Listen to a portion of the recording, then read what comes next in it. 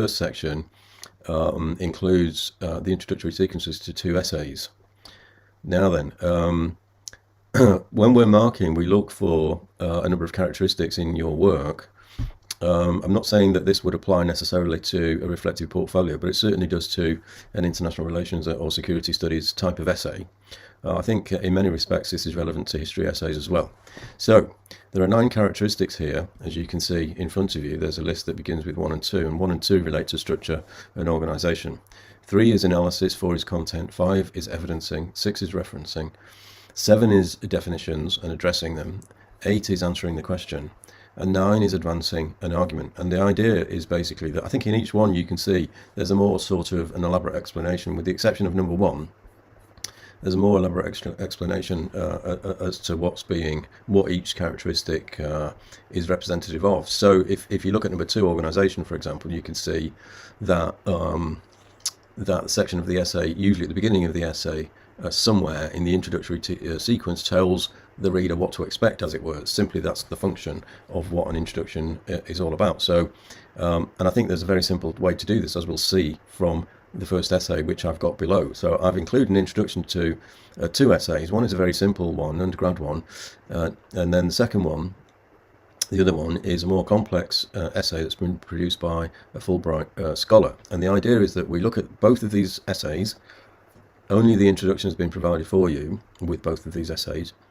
The idea is that we look at these essays and we find these 9 characteristics. Okay, so when we go, and I'll just do one, as if there's a few more points there, A, B, and C. Read those; they're relevant to the discussion and debate. But if we go back to the beginning and look for structure and organisation, number 1 and number 2 on the list, we can see that if we look carefully at this essay, we can see that the author of this essay starts to explain what's going to happen in the essay and when. In other words, this is an explanation of what structure and organisation of the essay is. And you can see from this, it says first the essay will first examine the justification for this essay is about humanitarian intervention, and so on and so forth. So when we look a little bit further, we can also see that the structure and organisation of the essay is being spelled out, because they've got a section there that says second, this will happen, third, this will happen, fourth, this will happen, and finally this will happen. So you're familiar with this already, by now, so maybe we don't need to sort of labour the point too much, but this is this criteria, these characteristics are important, because this is what we look for when we're marking essays. And if you don't have a sufficient explanation of your structure and organisation, for example, or you don't address definitions, for example, and you can see that this student has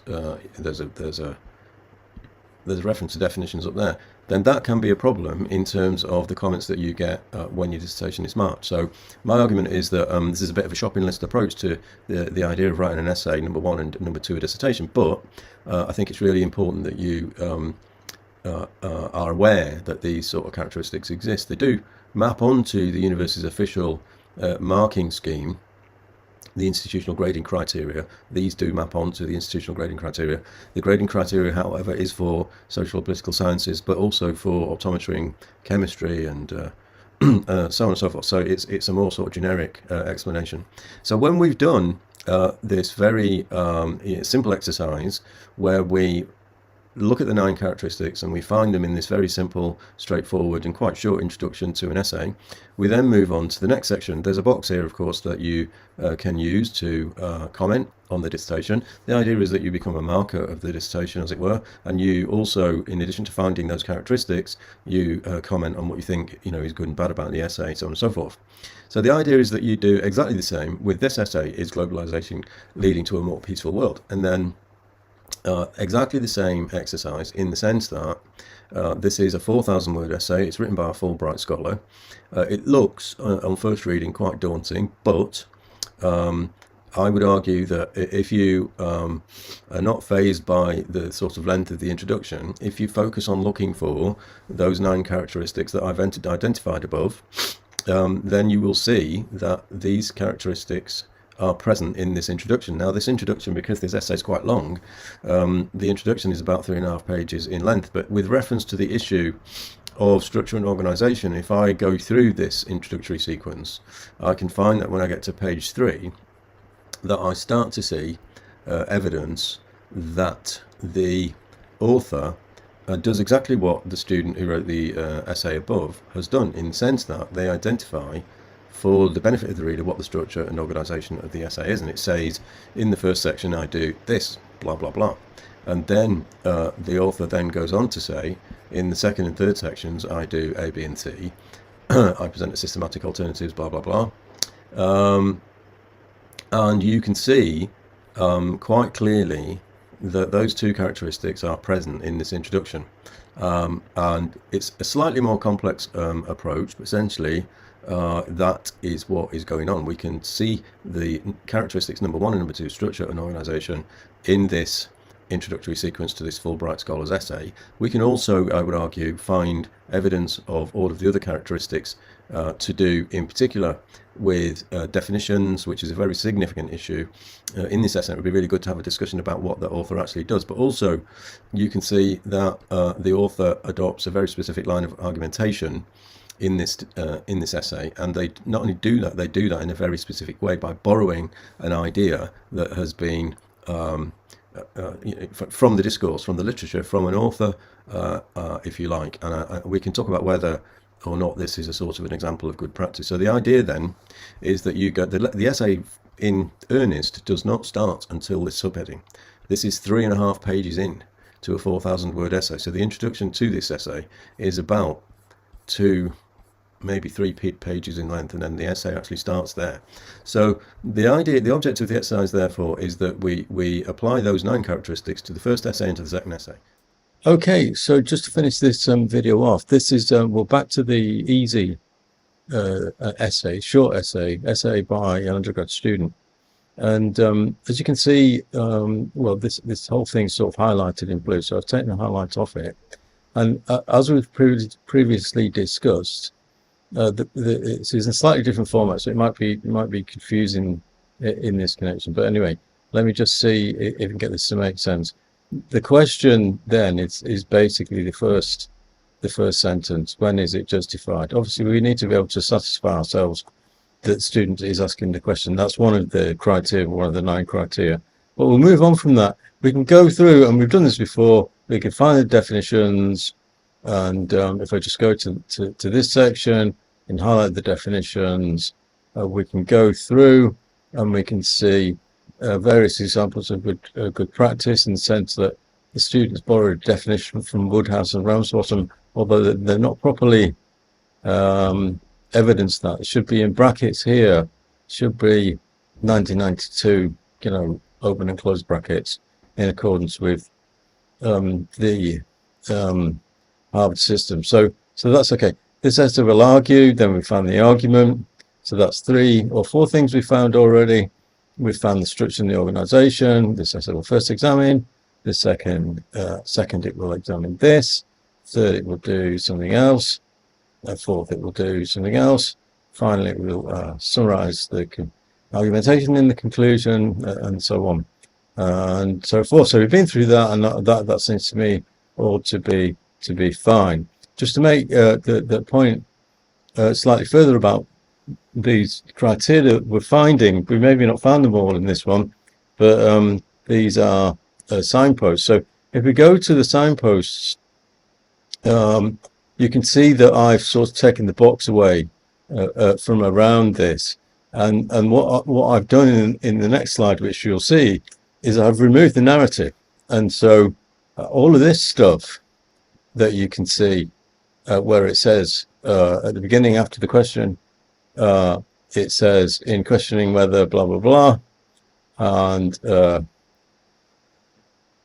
the narrative that relates to the definition and what Ramsbottom and Woodhouse do, and the actual argument, which was basically that we have common humanity and a moral duty to protect people and provide humanitarian assistance, and all of the information, as it were, about humanitarian intervention. I've removed all of that, and so what we're left with is only signposts. So that looks like this. So when I remove the narrative, as you can see here, it says as follows. When I remove the narrative, so in a way I've just kept the signposts and I've deleted the words. of the narrative. So when I remove the narrative from the first essay, this just the short one, not done the other one, we're left with the following signposts. And the following signposts are the definitions, which appear here as highlighted. And then in terms of the definition and the evidencing, we see this, Woodhouse, Ramsbottom. And this relates, the first one relates to number 7 definitions. The second one relates to 5 evidencing, 6 referencing, and 7 definitions. The argument, the essay will argue, that relates to criteria 9 or characteristic 9. The essay will first examine, obviously this is about criteria 1 and 2, structure and organization. And at first it does something according to the author. Second, it does something else. Third, it does something else. Fourth, it does something else. And so you see how it all works. Finally, the argument summarizing the conclusion. This is 1, 2, and 8 in the sense that 1 and 2 relate to structure and organization, and 8 relates to argumentation. And so in terms of finding the 9 characteristics, we found 1, 2, 5, 6, 7, and 9 in the above, in the exercise above.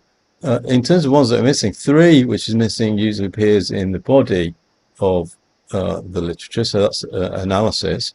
4 is content, and that's more apparent in the Fulbright Scholars essay. It's much easier to see the scope, the breadth of the content that's been addressed in the Fulbright Scholars. In the simple essay, it's much more sparse, and you can't really get a grasp of how well the student knows the subject. But in the Fulbright Scholars one, you can definitely, because of Fukuyama and Rogerson Gray and Mary Kaldor and Bhagwati and all of the other authors that are mentioned, that there may be 10 of those in total. So in terms of ones we found 1, 2, 5, 6, 7, and 9.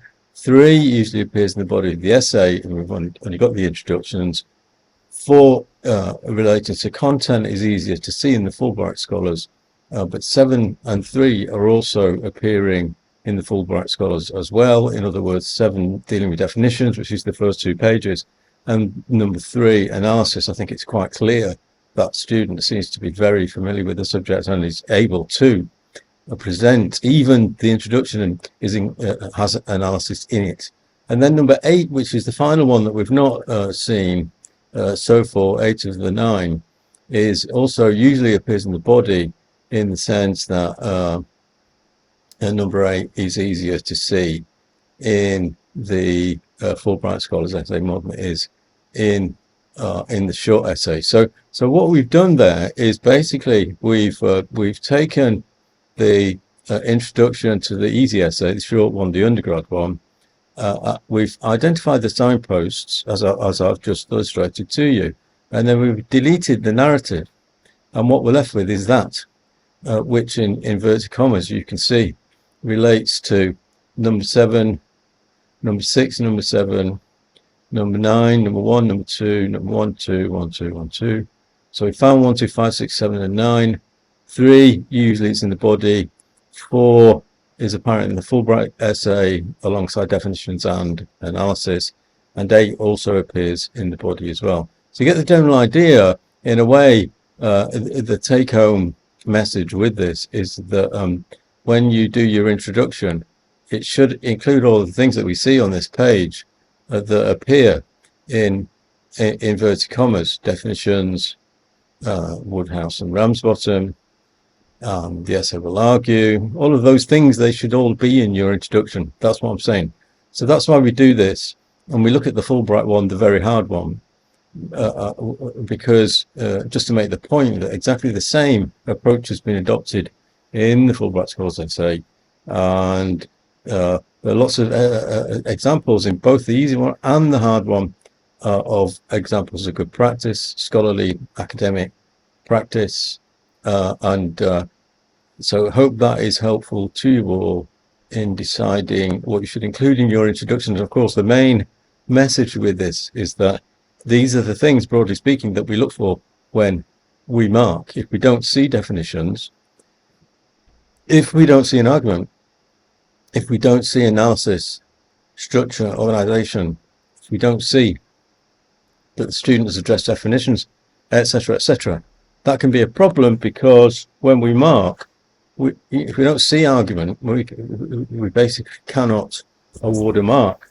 for argumentation, which is part of the institution's grading criteria, insofar as it's been mapped onto the 9 criteria that we've developed in the political sciences. So I hope you find that useful.